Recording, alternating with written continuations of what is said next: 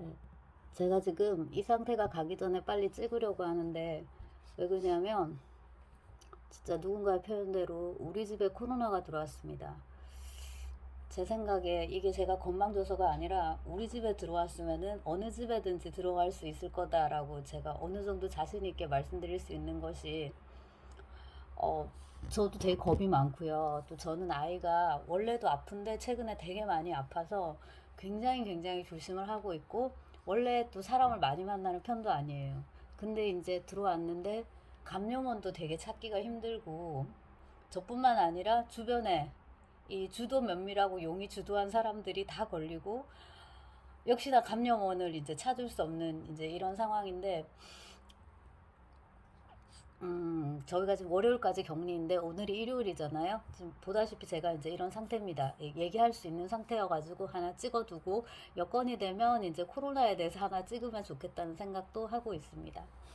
자, 지난번 동영상에서 그 지하로부터의 숙이 이러저러한 이제 얘기를 했었는데 글쓰기 자체에 대해서 얘기를 좀 하긴 해야 되거든요. 왜냐하면 이 지하로부터의 수기를 원래 작가가 그 어제 이걸 쓰면서 제목으로 염두에 뒀던 게 고백이거든요. 이스포웨즈 고백인데 그것과 관련하여 지하생활자도 그것에 대해서 자의식을 이제 갖고 있습니다.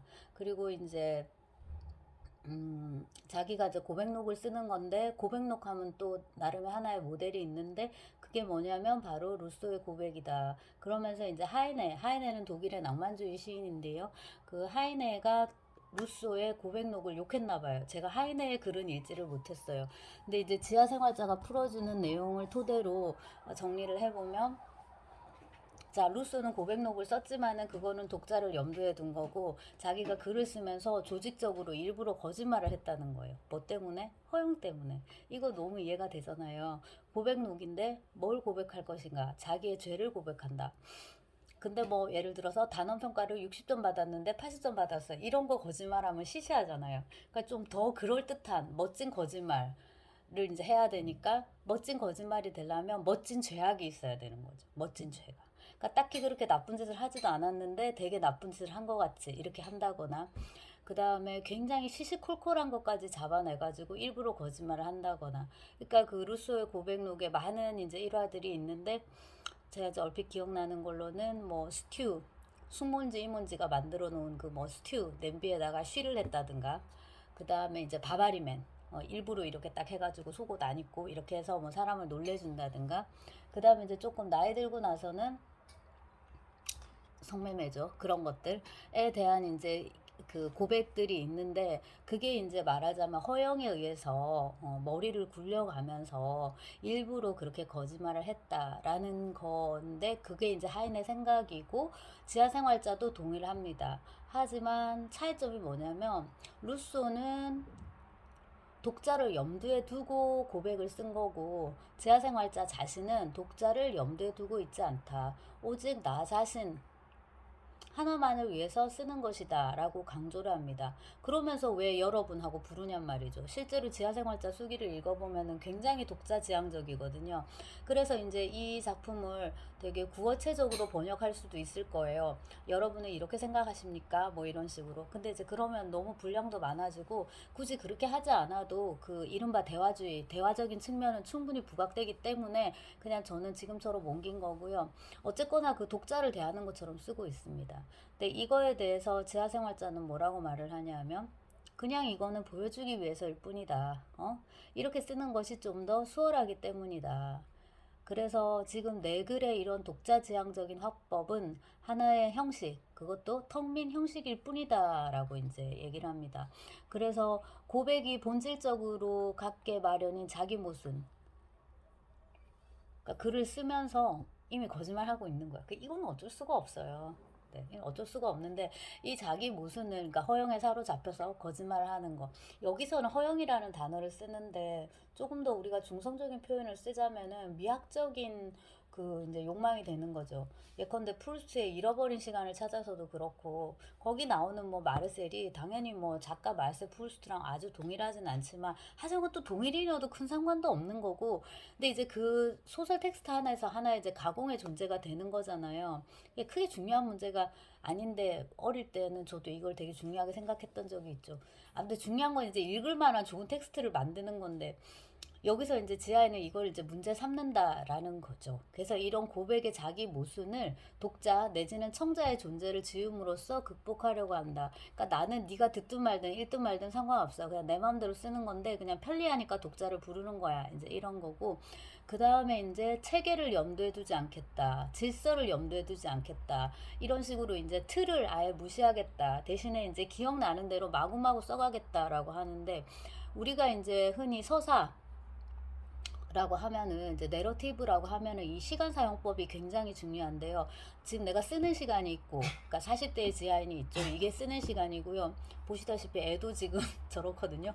온 가족이 다 싹 다 진짜 몽땅 말키 걸려가지고 아주 잘 됐다고 생각하는데 릴레이로 이렇게 걸리는 것보다 그냥 앓는 김에 그냥 왕창 다 알아서 하다가 이제 근데 이제 문제는 다 격리가 돼가지고 약을 사러 가지도 못하고 그래서 약은 또 뭐야 심부름센터 전화해서 또 이렇게 받고 네 슈퍼마켓도 가지 못하고 코로나도 힘들지만 격리 상황이 더 힘든 그런 뭐 할 말 많네요. 아무튼 자 그래서 다시 지금 이걸 쓰는 사건 이거는 이제 지금 지하인이 40대잖아요. 지금 현재 이걸 쓰고 있는 사건이 있고요.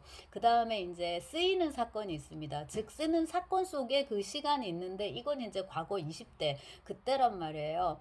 근데 이제 어느 거에 더 중점을 두느냐 하면은 과거의 사건보다는 그러니까 쓰는 대상이 되는 그 과거의 사건보다는 지금 쓰는 행위 이거 자체에 더 초점을 맞추겠다. 그거를 더 중시하겠다. 그러니까 과거 사건의 진정성보다는 후자, 지금 현재 쓰고 있는 사건, 이거의 현장성에 더 큰 비중을 두겠다라는 거죠.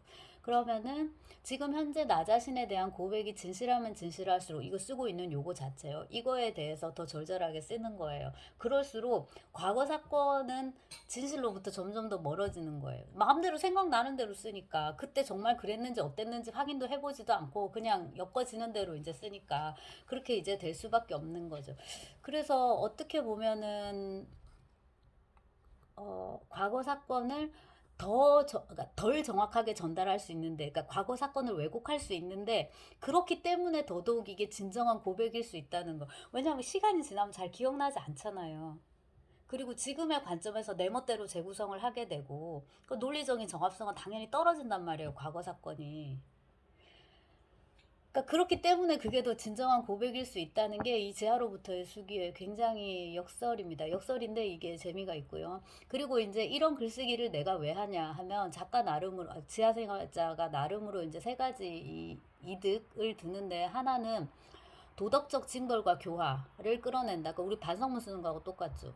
그 다음에 이것도 모종의 미학적인 효과를 내가 맛볼 수 있다. 그 다음에 또 하나는 뭡니까? 시간이 넘치는데 이거를 하면은 무의와 권태를 달랠 수도 있다. 이거 지금 제가 떠들고 있는 거하고 거의 똑같습니다.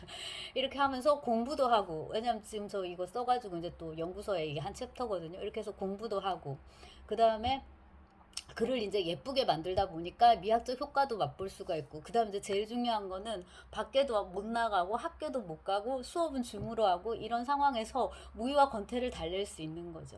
그래서 이 세 가지 이제 그런 글쓰기 효과를 얘기를 한 다음에 이제 지하생활자가 무엇보다 중요한 건 뭐다? 글쓰기 자체만을 통해서 체험할 수 있는 어떤 독특한 쾌감이 있다. 그러니까 이거는 어떤 정치 이데올로기라든가 뭐 철학 사상이라든가 도덕적 교훈이라든가 이런 거를 설파하는 거하고는 완전 무관하고 그 다음에 이제 소설이라면은 무릇 그 서사 플롯 이런 거를 짜야 되는데 이게 이제 촘촘하게 이렇게 엮어야 된단 말이에요. 그리고 말씀드렸듯이 이제 그 서사라는 건 기본적으로 시간 사용법인데 플롯도 마찬가지고 시간 그 배치를 어떻게 할 것인가 이런 건데 순서를 어떻게 할 것이고 뭐를 먼저 폭로하고 뭐는 감추고 이제 이런 건데 그런 거조차도 염두에 두지 않는 거의 전적으로 무관심적인 어떤 쾌락. 그러니까 이거는 지하에서만 가능한 쾌감이다라고 이제 할 수 있겠죠.